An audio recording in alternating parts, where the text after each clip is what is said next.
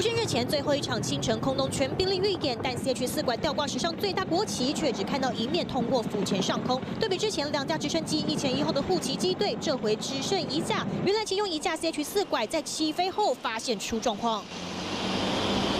回到几分钟前的松山机场，2架 CH-4馆直升机依序吊挂国旗起飞，但第1架却在起飞5分钟后发现旋翼异音，赶紧返场降落。安全第一，所以其他都可以来把问题做一个解决。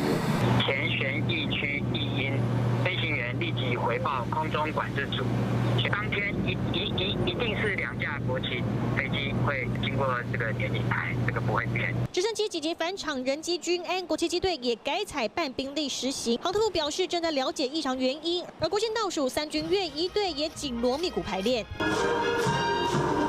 整齐步伐搭配利落枪法，炮击场转枪一气呵成。3军乐仪队国庆表演暖身，今年特别还把原住民经典拍手歌改成拍枪来呈现。整齐的拍枪声，向这片土地上辛勤耕耘的国人喝彩。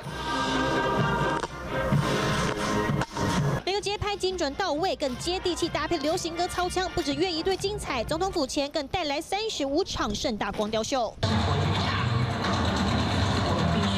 100年追求世界台湾为主题，4号晚间试灯已经震撼民众。5号开始一路到10号，每晚7点开始到9点半，半小时1场光雕秀，要上总统府建筑，一路闪耀到国庆日，让民众走上凯道，看见不一样的总统府。记者年佑成林信县李一璇台北报道。不要忘了。